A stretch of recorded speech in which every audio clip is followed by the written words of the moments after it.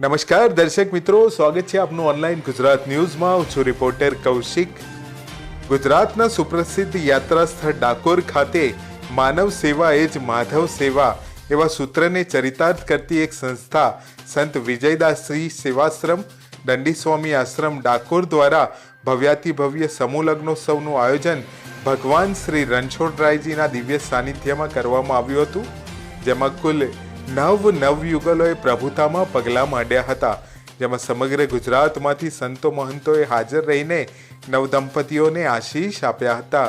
ત્યારબાદ સુંદર કરિયાવર ભેટ સ્વરૂપે આપીને દીકરીઓની વિદાય કરવામાં આવી હતી.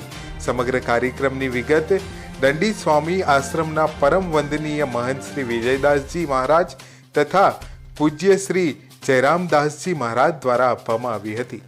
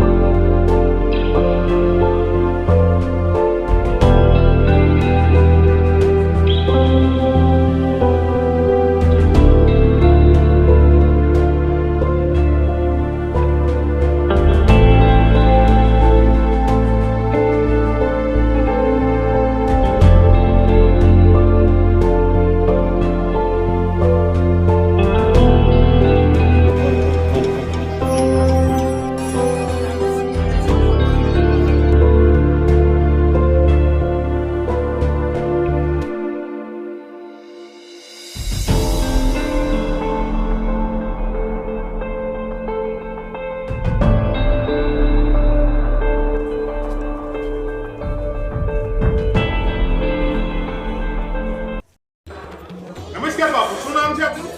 મહાન શ્રી વિજયદાસજી. વિજયદાસજી, આ આશ્રમ પહેલા તો કઈ જગ્યાએ આવેલો છે અને અહીંયા શું શું કાર્યવાહી ધાર્મિક અને સામાજિક પ્રવૃત્તિઓ થાય છે? આ દંડી સ્વામી આશ્રમ જે છે એ ગોમતી ઘાટ ઉપર આવેલો છે. પવિત્ર યાત્રાધામ ડાકોર રણછોડરાયના સાનિધ્યમાં આવેલો છે. 300 વર્ષ જૂનો છે. મારે અહીંયા ગાદીપતિ બન્યાને 7-8 વર્ષ થયા છે અને અમારા આશ્રમમાં પહેલાં એકદમ જીર્ણ હતો અને અત્યારે એનો અમે જીર્ણોદ્ધાર કર્યો છે સૌ દાનદાતા વૈષ્ણવ ભક્તોના સહયોગથી.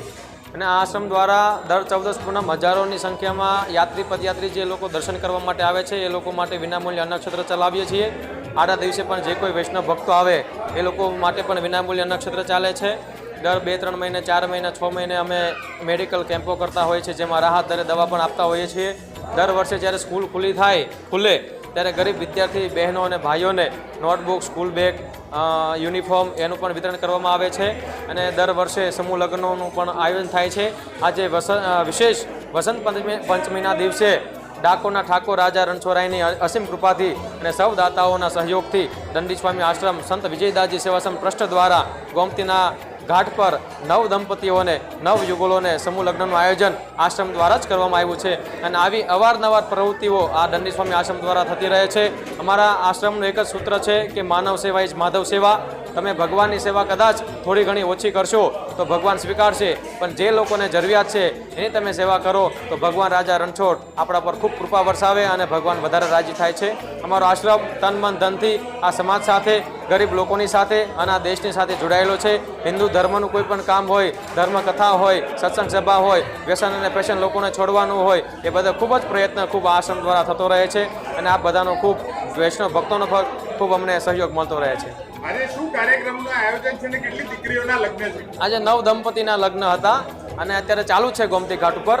એ કોઈને માતાનું છત્ર છાયા ન હોય, પિતાની છત્ર છાયા ન હોય અને એકદમ જેને જરૂરિયાત હોય એવી દીકરીઓને આજે 9 દંપતીના લગ્ન નવયુગલ સ્વરૂપો આજે દંપતીના પ્રભુતામાં પગલાં માંડશે. આજે સમસ્ત દિવસ દરમિયાન શું શું કાર્યક્રમોનું આયોજન?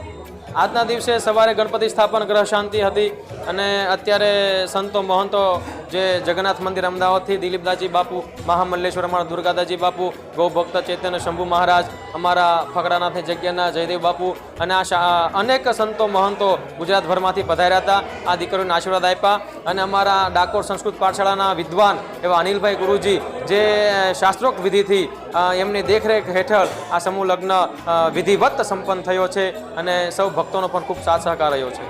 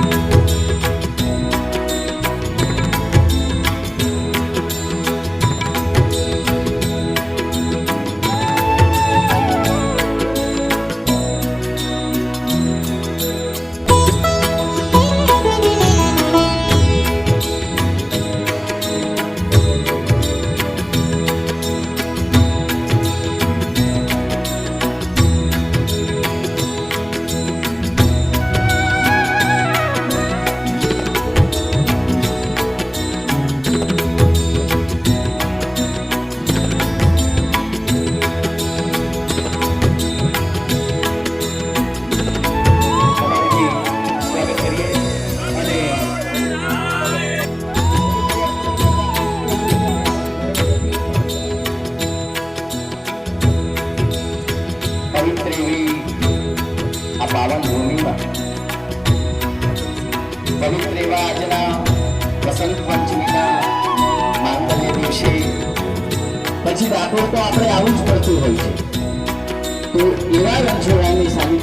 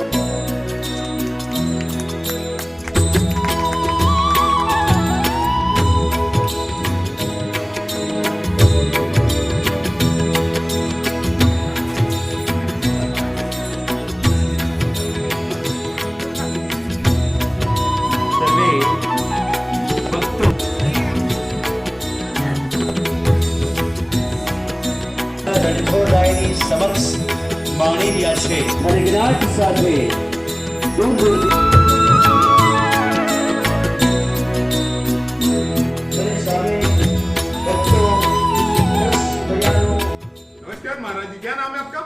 जयरामदास। आज ये शुभ घड़ी पे क्या मैसेज आप देना चाहेंगे? मैसेज यही है कि आज जो विजयदास जी महाराज जी ने डाकोर धाम में रणछोड़ जी मंदिर में और दंडी स्वामी आश्रम में जो ये आयोजन किया है, इस आयोजन को मात्र मांगलिक प्रसंग अथवा विवाह मान करके ना चला जाए। ये हमारी हिंदू संस्कृति का सबसे बड़ा प्रसंग है। हिंदू संस्कृति को बचाने के लिए जो क्रांतिकारी उनका कार्य है, उन्होंने लॉकडाउन इत्यादि में बहुत सारी सेवाएं की जिससे कि हमारा हिंदू धर्म बच सके। आज ये जो मांगलिक प्रसंग वो कर रहे हैं, विवाह प्रसंग, इससे भी हमारा हिंदू धर्म बचेगा। अन्य और कई प्रकारों से हमारा हिंदू धर्म बचे। क्यों विवाह आज समय सर विवाह हो जाए। लॉकडाउन में बहुत से लोगों की परिस्थिति इतनी खराब थी जिसमें कि मिडिल क्लास जो कि विवाह करने में सक्षम नहीं थे, उन लोगों को इन्होंने सहयोग कर करके विवाह कराया। तो ये इनके लिए बहुत ही सराहनीय कार्य है। मानव ही माधव सेवा, भगवान की सेवा ही मानव सेवा है। तो इसीलिए उन्होंने ये कार्य किया है। विवाह का जो प्रसंग है जीवन में एक ऐसा प्रसंग है कि जो कभी नहीं भूला जा सकता। तो आदि अनादि काल से ये परंपराएं चलती आ रही है। भगवान श्री राम का विवाह विश्वामित्र जी ने ले जा करके कराया, सामूहिक विवाह कराया चारों भाइयों का। अथवा ग्रंथों में ये भी मिलता है कि पूरी अयोध्या के सभी राजकुमारों का विवाह जनकपुर में करवाया। तो उसी परंपरा को बचाते हुए सामूहिक विवाह का ये आयोजन किया गया। और हमारे हिंदू संस्कृति का नियम है कि पंगत यानी कि भोजन सबके साथ बैठ करके करना चाहिए। आज हमारे जो भाइयों में बंटवारा हो रहा है अथवा समाज में जो बंटवारा हो रहा है, उसका कारण ये है कि हमने समूह लग्न, सम्मेलन और एक दूसरे से मिलना, स्नेह सम्मेलन जिसे दिवाली के बाद कहते हैं, वो सब छोड़ दिया है।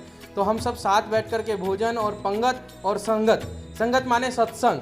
तो ये मंदिर के द्वारा जो कार्यक्रम हुआ है सत्संग जैसा एक कार्यक्रम है जिसमें समूह लगन 12 समूह लगन एक साथ हुए हैं। 9 दंपतियों को बहुत बहुत शुभकामना।